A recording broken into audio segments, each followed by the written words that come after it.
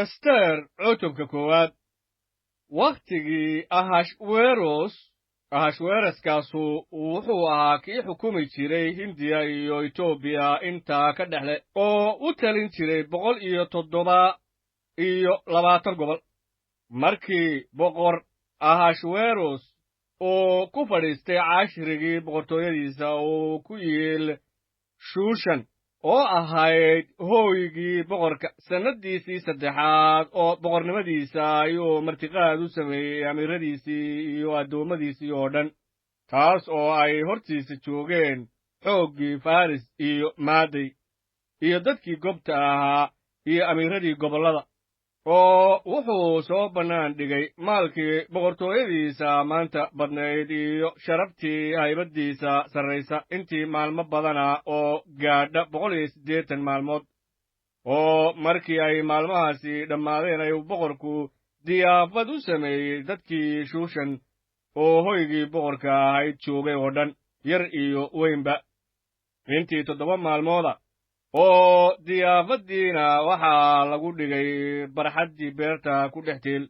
hoygii boqorka oo waxaa meeshaas ka laalaaday daayo caddaan iyo cagaar iyo buluug oo waxaa ku xidhnaa xadhko laga sameeyey maro wanaagsan iyo dhar guduudan oo sudhan sidooyin lacaga iyo tiiran marmara sariiruhuna waxay ahaayeen dahab iyo lacag oo waxaa la dhigay meel siman oo laga sameeyey marmara casaan iyo caddaan iyo huruud iyo madow oo waxaa dadka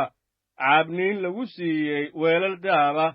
oo weelashana midba midka kale wuu ka duwanaa oo khamrigii boqorkuna wuu badnaa sidii ay ahayd deeqsinimadii boqorku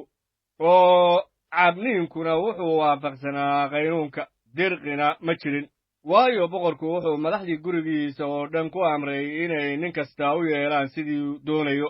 oo weliba boqorad washtiina waxay dumarkii diyaafad ugu samaysay hooygii reer boqor oo uu boqor ahashweros lahaa oo maalintii 7aad boqorkii isagoo qalbigiisu khamri ku faraxsan yahay wuxuu amray 7 midiidin oo boqor ahashweros ka adeegi jiray oo ahaa mahumaan bista harbona bigtaa abagta seetar iyo karkaas oo wuxuu ku amray inay boqorad washtii hortiisa keenaan iyadoo qabtaa taajkii boqornimada si quruxdeeda loo tuso dadka iyo amiirada waayo iyadu waxay lahayd suurad wanaagsan oo in la fiirsado ku fiican laakiinse boqoraddii washtii ahayd way diiday inay ku timaaddo amarkii boqorku ugu soo dhiibay mididinnada sidaas daraaddeed boqorkii aad buu u xanaaqay oo cadhadiisiina uu la gubtay markaasaa boqorkii wuxuu la hadlay nimankii xigmadda lahaa oo xilliyada yaqiin waayo boqorka caadadiisu saasay ahayd xagga kuwii sharcigii yiqiin iyo xukunkaba oo waxaa isaga ku xigay karshena shataar admata tarshiish meres marsena iyo memukan oo ahaa 7 amiir oo faris iyo maaday oo arkay boqorka wejigiisa oo fadhiyey boqortooyada darajadeeda koowaad oo wuxuu ku yidhi war maxaan ku samaynaa boqorad washtii sida sharciga waafaqsan maxaa yeelay iyadu ma ay yeelin yeedhiddii boqor ahashweros iyada mididinnada ugu sii dhiibay markaasaa memukan jawaabay oo wuxuu boqorkii iyo amiiradii hortooda ka yidhi boqorad washtii boqorka oo keliya ma ay xumayn laakiinse waxay xumaysay amiirada oo dhan iyo dadka deggan boqor ahashweros gobolladiisa oo dhan haddaba wixii ay boqoraddu samaysay wuu wada gaari doonaa dumarka oo dhan kolkaasay nimankooda quudhsan doonaan markii warkan loo sheego oo lagu yidhaahdo boqorkii ahashweros wuxuu amray in boqorad washtii hortiisa la keeno laakiinse ma ay iman haddaba isla maantadan amiiradaha faris iyo maaday oo maqlay wixii ay boqoraddu samaysay sidaasoo kaley ku odhan doonaan boqorka amiiradiisa oo dhan oo saas aawadeed waxaa kici doona quudhsasho iyo xanaaq badan haddaba haddii boqorku raalli ka yahay amar boqornimo ha bixiyo oo amarkaasna si aan loo beddelin ha lagu dhex qoro qaynuunnada reer faris iyo reer maaday inaanay boqoradda washtii mar dambe iman boqor ahashweros hortiisa boqorkuna boqornimadeedii ha siiyo mid kale oo iyada ka wanaagsan oo marka boqorka amarkiisa uu bixin doono lagu faafiyo boqortooyadiisa oo dhan waayo way weyn tahay ayaa dumarka oo dhammu nimankooda maamuusi doonaan yar iyo weynba oo odhaadaasu waxay ka farxisay boqorkii iyo amiiradii oo dhanba kolkaasuu boqorkii yeelay sidii uu memukaan yidhi oo wuxuu warqada u diray boqorka gobolladiisii oo dhan oo gobol walba wuxuu ugu qoray fartiisii oo dad kastana wuxuu ugu qoray afkoodii si nin kasta ugu taliyo reerkiisa oo uu ku sheego afka dadkiisu ku hadlo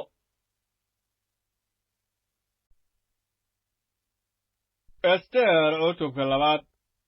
oo waxyaalahaas dabadood markii boqor ahashweros cadho baxay ayuu soo xasuustay washtii iyo wixii ay samaysay iyo wixii iyada ka geystaa oo la amray markaasaa boqorka midiidinadiisii u adeegi jiray waxay yidhaahdeen boqorka loo doondoono bikrado qurux badan oo dhallinyaro ah oo boqorku gobol kasta oo boqortooyadiisa ka mid a ka dhex doorto wakiillo si ay bikradaha quruxda badan oo dhallinyarada ah oo dhan ugu soo ururiyaan shuushan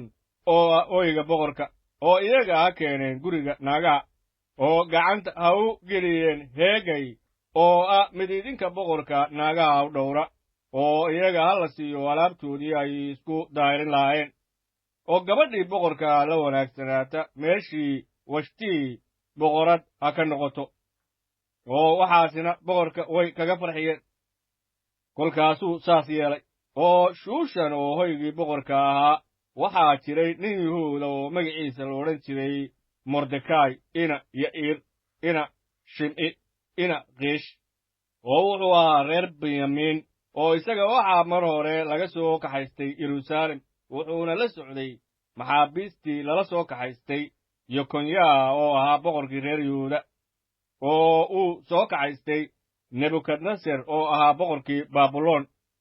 oo isagu wuxuu soo koriyey hadasaa taasoo ahayd ina adeertiis ester waayo iyadu aabbe iyo hooyo toonna ma ay lahayn gabadhuna way suurad wacnayd wayna qurux badnayd oo markii aabbaheed iyo hooyadeed dhinteen ayaa mordekay qaatay oo sidii gabadhiisii ka dhigay markii la maqlay boqorka amarkiisii iyo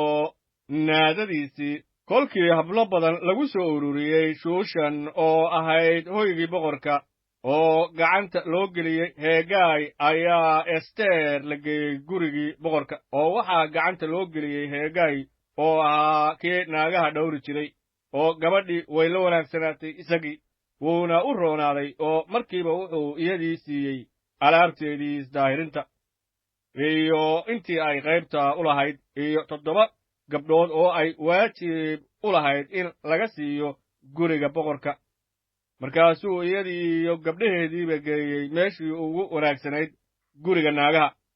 esterna ma ay sheegeen dadkeedii iyo qoladeedii toonna waayo waxaa mordekay ku amray inaanay waxba sheegin mordekayna wuxuu maalin kasta mari jiray barxadda guriga naagaha horteeda si uu ku ogaado ester nabadqabkeeda iyo waxa iyadaa ku dhici lahaa haddaba markii gabadh walba wakhtigeedii la gaadhay inay u gasho boqor ahashweros oo iyada loogu sameeyo sida waafaqsan waxa sharcigu dumarka farayo 12 bilood dabadeed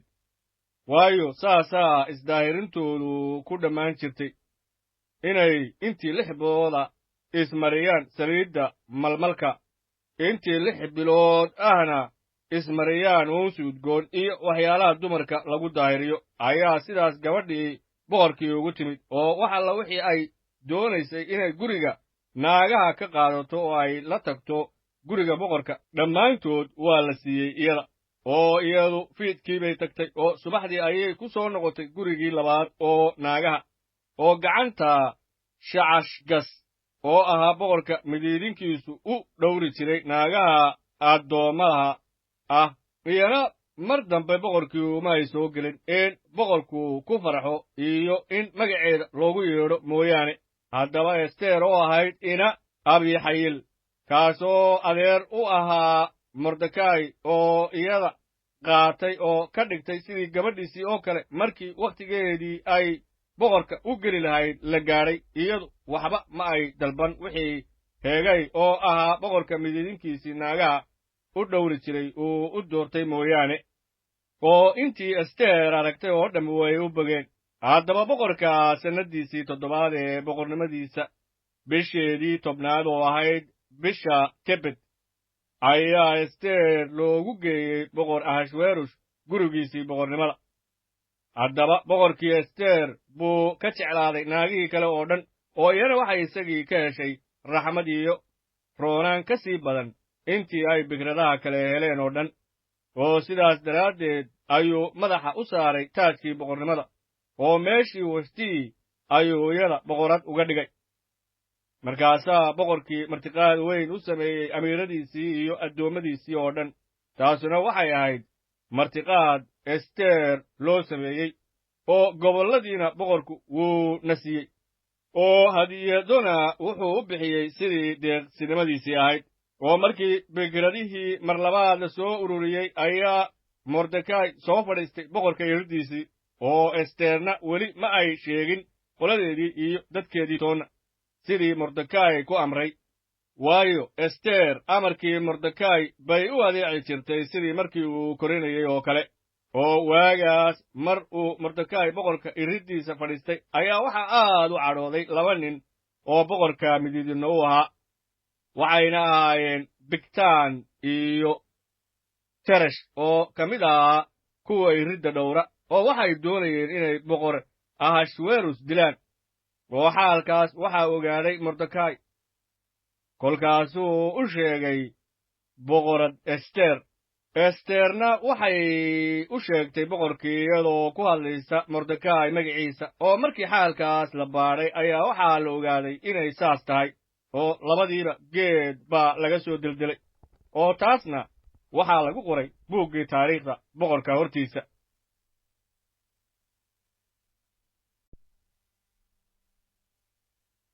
ester cutubka 3.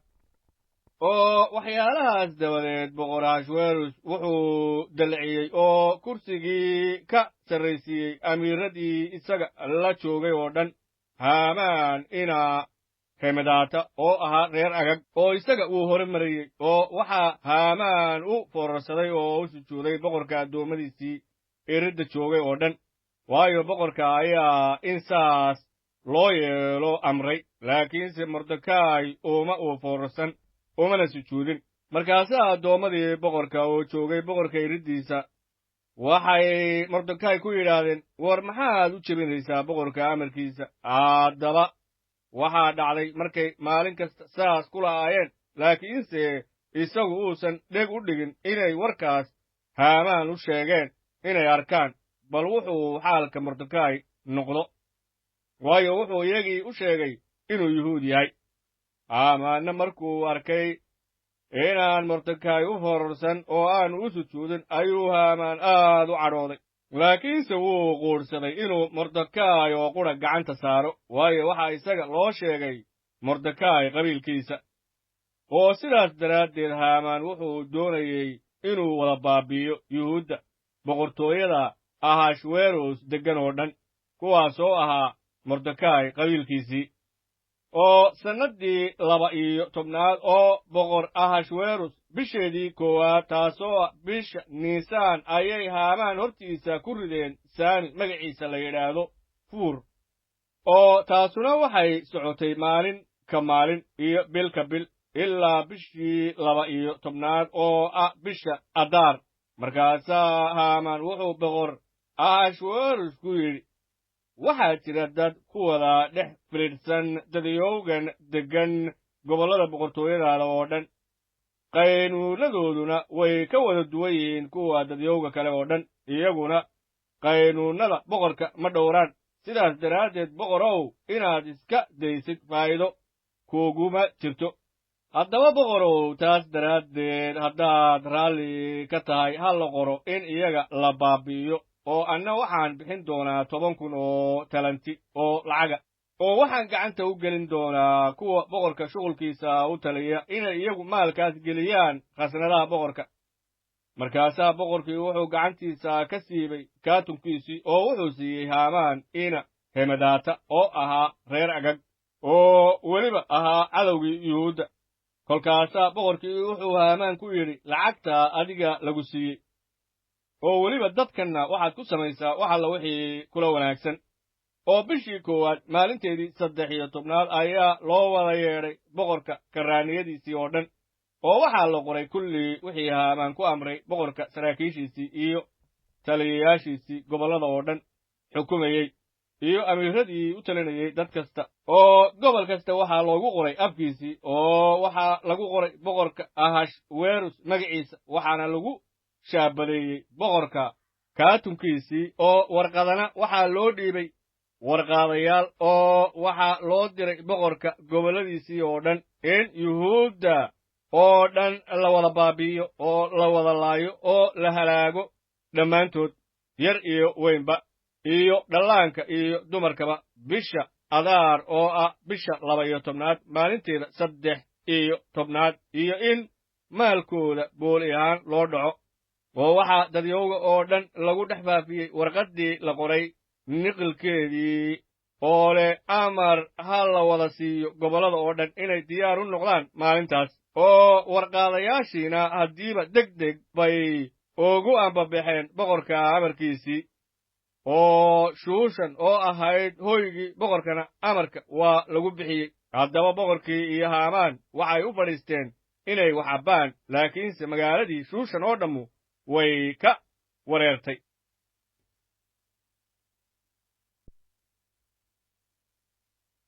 ester cutubka 4 haddaba markii mordekay ogaaday wixii la sameeyey oo dhan ayuu dharkiisii jeexjeexay dhar joonyadana wuu xidhay oo dambas ismariyey markaasuu magaalada dhex galay oo oohin dheer oo qadhaadh ku qayliyey wuxuuna hor yimid boqorka iriddiisa waayo ninna iridda boqorka ma geli karayn isagoo dhar joonyada qaba oo gobol kasta oo qaynuunnadii iyo amarkii boqorku gaadhayna waxaa yuhuuddii ka dhex dhacday baroor weyn iyo soon iyo oohin iyo qaylo kuwo badanuna dambas bay ku jiifeen iyagoo dhar joonyada qaba markaasaa ester waxaa u yimid oo xaalkaas u sheegay gabdhaheedii iyo midiidinadeedii kolkaasay boqoraddii aad iyo aad u murugootay oo mordekay ayay u sii dirtay dhar uu xidho waxayna u sheegtay inuu dharkiisii joonyadda ahaa iska furo laakiinse dharkii ma uu qaadan markaasaa ester waxay u yeedhay hatag oo boqorka midiidinadiisa ka mid ahaa oo uu boqorkii u doortay inuu u adeego oo waxay isagii ku amartay inuu mordekay u tago oo uu soo ogaado bal waxa xaalkan u ahaa iyo wuxuu dhacayba sidaas daraaddeed hatag wuxuu mordekay ugu tegey magaalada bannaankeedii ka soo hor jeeday boqorka iriddiisa markaasaa mordekay wuxuu isagii u sheegay dhammaan wixii isagaa ku dhacay iyo lacagtii uu haamaan u ballan qaaday inuu siinayo boqorka khasnadihiisa in yuhuudda la baabi'iyo aawadeed oo weliba wuxuu isagii u dhiibay niqilka warqaddii oo amarkii ku qornaa oo shuushan lagu faafiyey si yuhuudda loo wada baabi'iyo wuxuuna taas u siiyey inuu ester tuso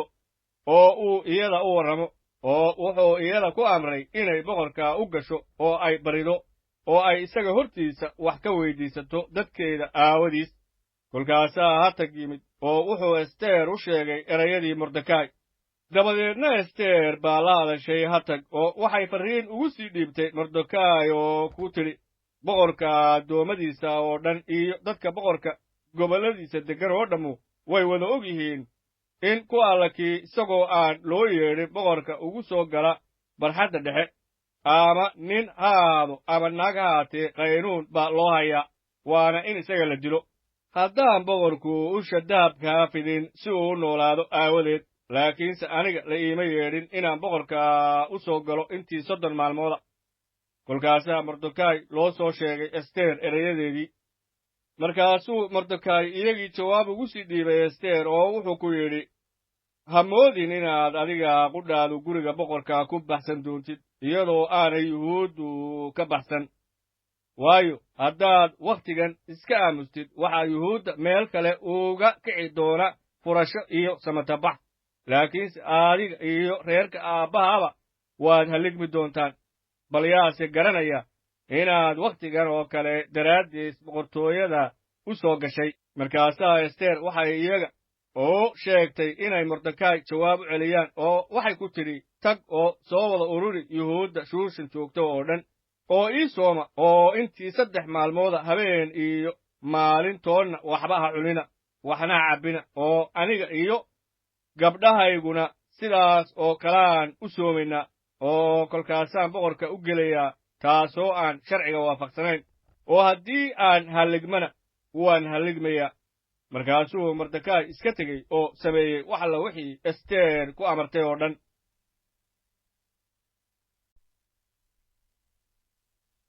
ester cutubka 5 haddaba maalintii 3aad ester baa gashatay dharkeedii boqornimada oo waxay soo istaagtay guriga boqorka barxaddiisii dhexe taasoo ka soo hor jeeday guriga boqorka oo boqorkuna wuxuu ku fadhiyey carshigiisii boqornimada oo ku dhex yiil guriga boqornimada wuxuuna ka soo hor jeeday iridda guriga laga soo galo oo markii boqorkii arkay boqorad ester oo barxadda dhex taagan ayuu raalli ka noqday iyada oo boqorkiina wuxuu ester ku soo fudiyey ushii dahabka ahayd oo gacantiisa ku jirtay markaasaa ester soo dhowaatay oo taabatay usha dusheedii kolkaasuu boqorkii ku yidhi boqorad esteray maxaad doonaysaa oo maxaad i weyddiisanaysaa xataa hadday boqortooyada badhkeed tahay waa lagu siinayaaye kolkaasaa ester waxay tidhi boqorow hadday kula wanaagsan tahay maanta adiga iyo haamaanba kaalaya martiqaadka aan u diyaariyey markaasaa boqorkii wuxuu yidhi haamaan haddiiba ha dhaqsado si loo yeelo waxay ester tidhi oo sidaas daraaddeed boqorkii iyo haamaanba waxay yimaadeen martiqaadkii ay ester u diyaarisay oo intii martiqaadkii khamriga la joogay ayuu boqorku ester ku yidhi baryadaadu waa maxay maxaad i weyddiisanaysaa xataa hadday boqortooyada badhkeed tahay waa lagu yeelayaaye markaasaa ester jawaabtay oo tidhi baryadayda iyo weyddiisashadaydu waxay tahay boqorow haddaad raalli iga tahay oo aad ku faraxdid inaad ii samaysid waxaan kaa baryey oo aad yeeshid waxaan ku weyddiistay haddaba adiga iyo haamaan kaalaya martiqaadka aan idiin diyaarin doono oo aniguna berri baan yeelayaa sidaas tidhi boqorow markaasaa haamaan maalintaas wuxuu dibadda u soo baxay isagoo faraxsan oo qalbiga ka rayraynaya laakiinse haamaan markuu arkay mordekay oo jooga boqorka iriddiisa oo aan isaga u istaagin una gariirin ayuu mordekay aad iyo aad ugu cadhooday haabase ahaatee haamaan wuu isceliyey oo gurigiisuu tegey markaasuu u cidirsaday oo u yeedhay saaxiibbadiis iyo naagtiisii serash markaasaa haamaan wuxuu iyagii uga sheekeeyey ammaanta maalkiisa iyo badnaanta carruurtiisa iyo kulli derajadihii boqorku isaga u dallaciyey oo dhan iyo sidii boqorku uga wada sarraysiiyey boqorka amiiradiisa iyo addoommadiisa oo dhan oo haamaan weliba wuxuu kaloo yidhi xataa boqoradda ester ninna ooma ay oggolaan inuu boqorka u soo raaco martiqaadkii ay diyaarisay aniga mooyaane oo weliba berrina anigoo boqorka la jira ayay i martiqaaday laakiinse waxaas oo dhammu waxba ii tari maayaan intaan arkayo yuhuudiga mordekay oo boqorka iriddiisa fadhiya markaasaa naagtiisii serash iyo saaxiibbadiis oo dhammu waxay ku yidhaahdeen ha la sameeyo qori wax lagu deldelo oo dherarkiisu 50 dhudhun yahay oo subaxda waxaad boqorka ku tidhaahdaa mordekay meeshaas ha lagu deldelo oo markaas adigoo faraxsan boqorka martiqaadka u raaca kolkaasaa hadalkaasu ka farxiyey haamaan oo wuxuu amray in meeshii deldelaadda la sameeyo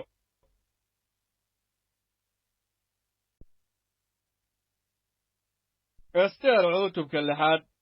habeenkaasna boqorkii wuu seexan kari waayey kolkaasuu amray in loo keeno buuggii taariikhda wakhtigaas oo waxaa lagu akhriyey boqorka hortiisa oo waxaa laga dhexlay oo ku qornaa in mordekay sheegay bigtaan iyo teresh oo ahaa boqorka labadiisii midiidin oo ka mid ahaa kuwii ridda dhowri jiray kuwaas oo doonayay inay boqor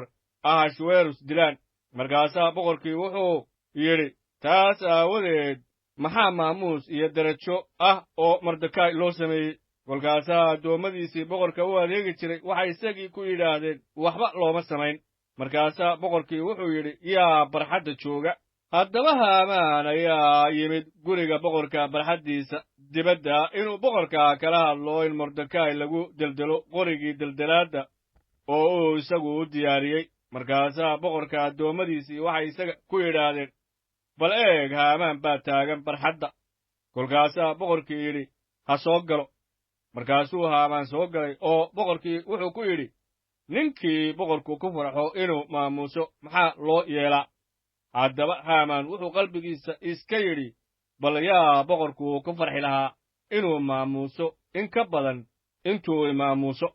oo haamaan wuxuu boqorkii ku yidhi ninkii boqorku ku farxo inuu maamuuso ha loo keeno dharkii boqornimada oo boqorku xidhan jiray iyo faraska boqorku fuulo oo madaxana loo saaro taajka boqorka oo dharka iyo faraska gacanta ha loo geliyo boqorka amiiradiisa sharafta leh midkood in loo lebiso ninkii boqorku ku farxo inuu maamuuso oo isaga inta faras la fuushiyo jidka magaalada dhexdeeda ha la mariyo oo hortiisa ha laga naadiyo ninkii boqorku ku farxo inuu maamuuso sidaasaa loo yeelaa markaasaa boqorkii wuxuu haamaan ku yidhi haddaba soo dhaqso oo waxaad soo qaaddaa dharkii iyo faraskii aad sheegtay oo wixii aad sheegtay oo dhan u samee mordekay oo ah yuhuudiga fadhiya boqorka riddiisa oo wixii aad sheegtay oo dhan yaan waxba ka dhinaan markaasaa haamaan wuxuu soo qaaday dharkii iyo faraskii oo wuxuu u labisay mordekay oo isagoo faraskii fuushan ayuu mariyey jidka magaalada oo wuxuu hortiisa ka naadiyey sidaasaa loo yeelaa ninkii boqorku ku farxo inuu maamuuso haddaba mordekay wuxuu mar kale ku soo noqday boqorka riddiisii laakiinse haamaan isagoo murugaysan oo hagoogan ayuu gurigiisii dhaqso u tegey markaasaa haamaan wuxuu naagtiisii serash iyo saaxiibbadiis oo dhan uga sheekeeyey wixii isaga ku dhacay oo dhan kolkaasaa raggiisii xigmadda lahaa iyo naagtiisii serash waxay ku yidhaahdeen mordekay oo aad bilowday inaad hortiisa ku dhacdo hadduu yahay farcanka yuhuudda ka adkaan maysid laakiinse hubaal hortiisaad ku dhici doontaa oo weliba intay isagii la sii hadlayeen waxaa yimid boqorka midiidinadiisii oo u soo dhaqsaday inay haddiiba haamaan keenaan martiqaadkii ester diyaarisay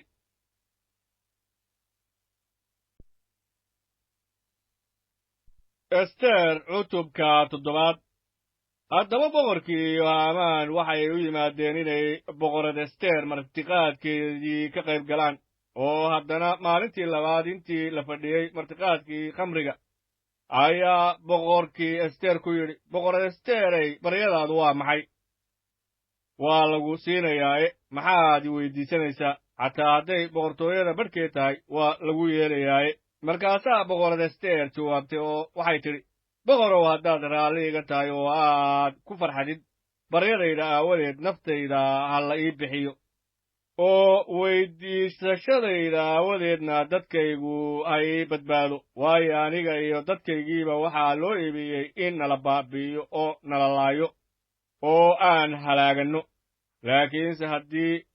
naloo iibiyey inaan ahaanno rag iyo dumar addoommo ah waa iska aamusi lahaa inkastoo cadowgu aannu boqorka khasaaradiisa ka xaq marin karin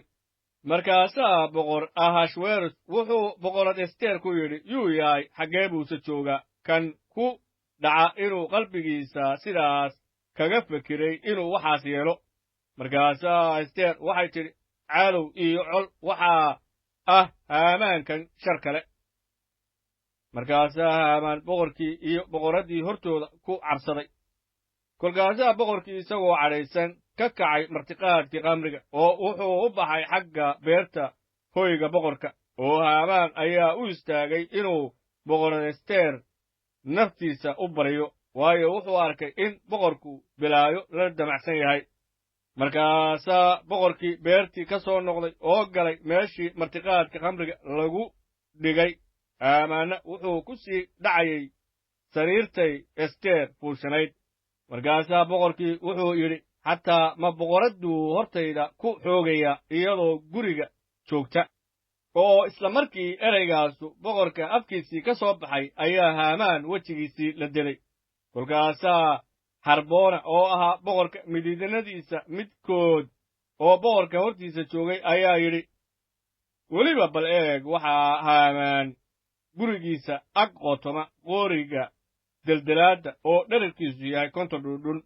oo haamaan uu sameeyey inuu ku deldelo mordekaay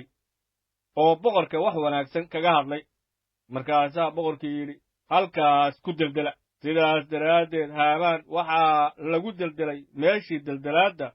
oo uu u diyaarshay inuu mordekaay ku deldelo. oo markaasaa boqorkii cadho baxay.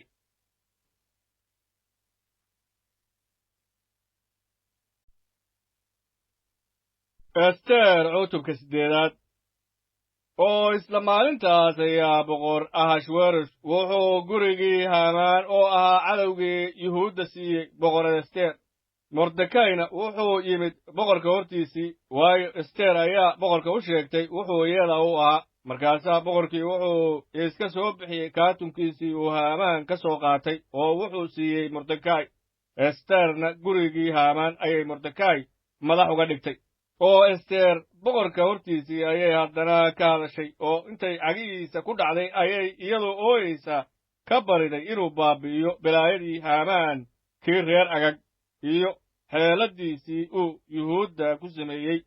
markaasaa boqorkii wuxuu ester u soo fidiyey ooshii dahabka ahayd.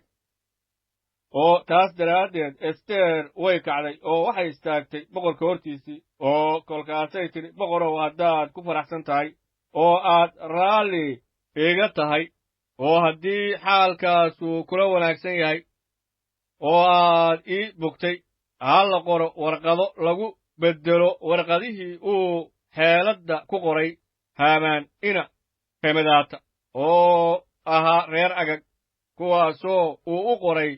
in lagu baabi'iyo yuhuudda boqorka gobolladiisa deggan oo dhan. waayo bal sidee baan ugu adkaysan karaa inaan arko bilaayada dadkayga ku dhacaysa? amase sidee baan ugu adkaysan karaa inaan arko baabi'inta dadkayga? markaasaa boqor ahashweros wuxuu boqorad ester iyo yuhuuddii mordekay ku yidhi, bal eega, gurigii haamaan ayaan ester siiyey, isagiina waxaa lagu deldelay meesha deldelaadda, maxaa yeelay wuxuu gacan ku fidiyey yuhuudda. haddaba idinku sidaad doonaysaan yuhuudda warqado ugu qora, magaca boqorka ku qora oo ku shaabadeeya kaatunka boqorka, waayo qorniinkii lagu qoro boqorka magaciisa oo haddana kaatunka boqorka lagu shaambadeeyo ninna ma beddeli karo. oo markaasaa isla wakhtigaasba waxaa loo yeedhay boqorka karraaniyadiisii, oo waxayna ahayd bisha siwaan oo bisha 3 maalinteedii 23aad. oo waxaa la qoray wax alla wixii mordekay uu ku amray yuhuuddii iyo saraakiishii iyo taliyayaashii iyo amiiradii joogay gobolladii ku yiil hindiya iyo etoobiya inta ka dhexle, oo ahaa 127 gobol. oo waxaa gobol kasta loogu qoray fartiisii,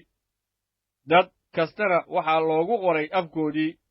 oo yuhuuddiina waxaa loogu qoray fartoodii iyo afkoodiiba. oo wuxuu warqadihii ku qoray boqor ahashweros magiciisii oo ku shaabadeeyey kaatunkii boqorka. markaasuu u sii dhiibay warqaadayaal fuushan fardo iyo baqlo iyo rakuubo. oo boqorkii wuxuu u oggolaaday yuhuuddii magaalo kasta degganayd inay isa soo wada urursadaan oo ay daaficidda naftooda isu taagaan, oo ay baabi'iyaan oo laayaan oo halaag ku ridhaan kulli xooggii dadka iyo gobolkii doonayey inay weeraraan iyaga iyo dhallaankooda iyo dumarkoodaba, iyo inay maalkooda booli ahaan u dhacaan. oo amarkii wuxuu ahaa in boqor ahashweros gobolladiisa oo dhan saas isku maalin laga yeelo, taas oo ah maalinta 13 oo bisha 12 ee Adaar la yidhaahdo, oo warqaddii amarku ku qornaa niqalkeedii ayaa lagu faafiyey gobol kasta, oo waxaa loo sii dhiibay dadyooga oo dhan, taasoo leh maalintaas yuhuuddu diyaar ha u ahaadeen inay ka aarsadaan calaawayaashooda, oo sidaas daraaddeed warqaadayaashii fuushanaa baqlo iyo rakuubbo way ambabaxeen iyagoo degdegsan oo ku dhaqsanaya boqorka amarkiisa. oo amarkiina waxaa lagu naadiyey Shuushan oo ahayd hooygii boqorka. markaasaa Mordekaay wuxuu ka tegey boqorka hortiisii, isagoo qaba dhar boqortooyo oo ah buluug iyo caddaan, oo madaxana waxaa u saarnaa taaj weyn oo dahaba. wuxuuna huwanaa shulug laga sameeyey mare wanaagsan oo guduudan. oo magaaladii Shuushanna waa laga qayliyey oo laga farxay, oo yuhuuddiina waxaa u ahaaday iftiin iyo farxad iyo rayrayn iyo sharaf. oo gobol kasta iyo magaalo kasta oo boqorka amarkiisii iyo naadadiisii ay gaadheen yuhuuddii waxaa u ahaaday farxad iyo raynrayn iyo iid iyo maalin wanaagsan. oo qaar badan oo ka mid ahaa dadyowgii dalka degganaa waxay noqdeen yuhuud, maxaa yeelay waxaa iyaga ku dhacday cabsidii ay yuhuudda ka cabsanayeen.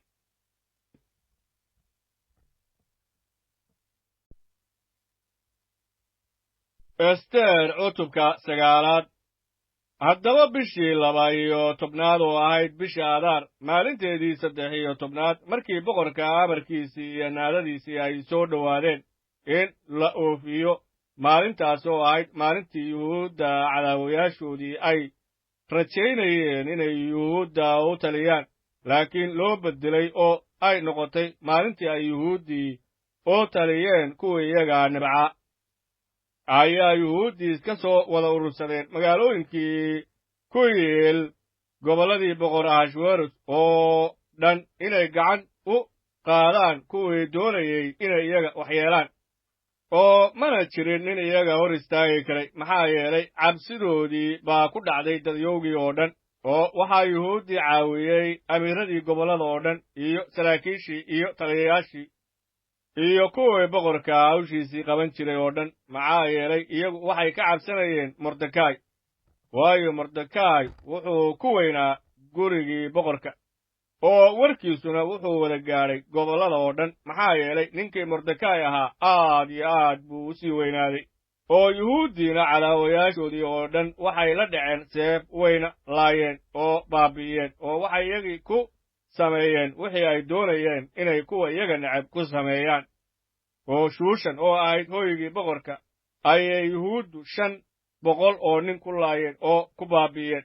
oo waxaa kuwaas ka mid ahaa Farshandata iyo Dalfoon iyo Asfata iyo Forata iyo Adaliya iyo Aridata iyo Farmashta iyo Arisay iyo Ariday iyo Waysata, oo dhammaantood ahaa 10 wiil oo uu dhalay Haamaan ina Hemadaata oo ahaa yuhuudda cadowgoodii. kuwaasay wada dileen, laakiinse maalkoodii far ma ay saarin. oo maalintaas intii lagu laayey Shuushan oo ahayd hooygii boqorka tiradoodii waxaa la keenay boqorka hortiisa. markaasaa boqorkii wuxuu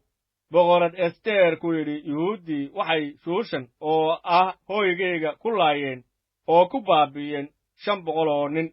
iyo Haamaan 10 wiil. oo gobolladayda intoodii kale maxay ku sameeyeen? haddaba baryadaadu waa maxay? waa lagu siinayaaye. amase maxaad kaloo weyddiisanaysa? waa lagu samaynayaaye. kolkaasaa Ester waxay tidhi, haddii boqorku raalli ka yahay, yuhuudda Shuushan joogtaa ha la siiyo fasax ay berrito ku sameeyaan si waafaqsan amarkan maanta dhacay. oo Haamaan 10 wiil ha lagu deldelo meesha deldelaadda. markaasaa boqorkii wuxuu amray in saas la yeelo, oo amar baa Shuushan lagu naadiyey. oo Haamaan wiilashiisiina waa la deldelay. oo haddana yuhuuddii Shuushan joogtay dhammaantood way isa soo wada urursadeen bishii Adaar maalinteedii 14 oo waxay Shuushan ku laayeen 300 oo nin, laakiinse maalkoodii far ma ay saarin oo yuhuuddii kale oo joogtay boqorka gobolladiisa iyana dhammaantood way isa soo wada urursadeen oo ay difaacidda naftooda isu taageen oo way ka raysteen cadaawayaashoodii oo waxay kuwii iyaga nebcaa ka laayeen 75,000 oo qof laakiinse maalkoodii far ma ay saarin oo taasuna waxay dhacday bishii Adaar maalinteedii 13 oo bishaas maalinteedii 14 way nasteen oo waxay ka dhigeen maalin iid ah oo farxad badan laakiinse yuhuuddii Shuushan joogtay way isa soo wada urursadeen bishaas maalinteedii 13 iyo maalinteedii 14 oo isla bishaas maalinteedii 15 way nasteen oo waxay ka dhigeen maalin iida oo farxad badan haddaba yuhuuddii tuulooyinka joogtay oo degganayd magaalooyinka aan derbiga lahayn bisha Aadaar maalinteedii 14 waxay ka dhigaan maalin farxadeed oo iida oo maalin wanaagsana iyo maalin waxyaalo wanaagsan midba midka kale u diro markaasaa Mordekay waxyaalahaasoo dhan qoray oo wuxuu warqado u diray kulli yuhuuddii joogtay boqor Ahashweros gobolladiisa oo dhan kuwii dhowaa iyo kuwii fogaaba oo wuxuu ku amray iyagii inay sannad walba bisha Adaar 14 iyo 15 dhowraan oo ay ka dhigaan maalmihii yuhuuddii ay cadaawayaashoodii ka raysteen iyo bishii xaggooda ay murugadii farxad u beddelantay baroortiina maalin wanaagsan inay ka dhigaan maalmo iid ah oo farxad badan oo midba midka kale waxyaalo wanaagsan u diro oo masaakiintana hadiyado la siiyo oo yuhuuddiina waxay aqbaleen inay sameeyaan wixii ay bilaabeen iyo sidii Mordekay uu iyaga u soo qoray maxaa yeelay Haamaan ina Hamadaata oo ahaa reer Agag oo yuhuudda oo dhan cadowgooda ahaa xeelad buu ku sameeyey yuhuudda inuu iyaga baabi'iyo oo wuxuu riday Saami fuur la odhan jiray si uu u laayo oo u baabi'iyo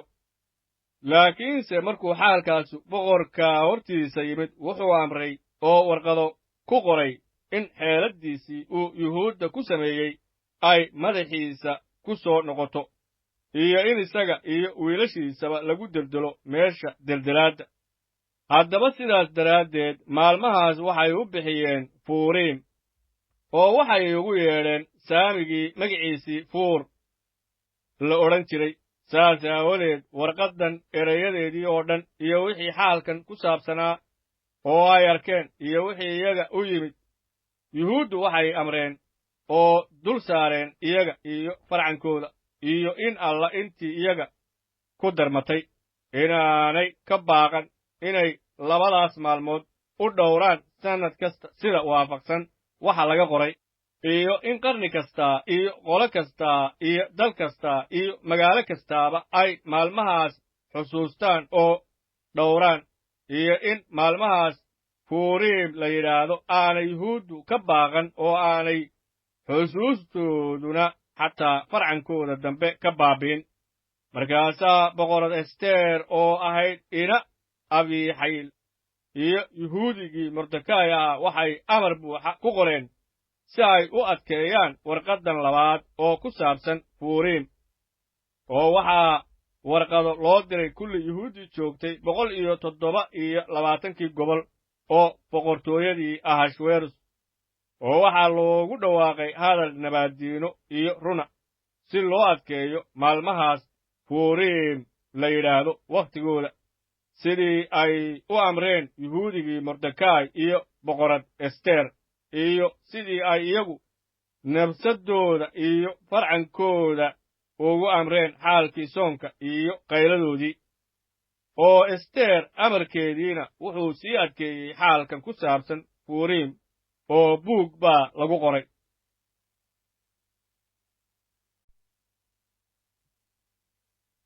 Ester cutubka 10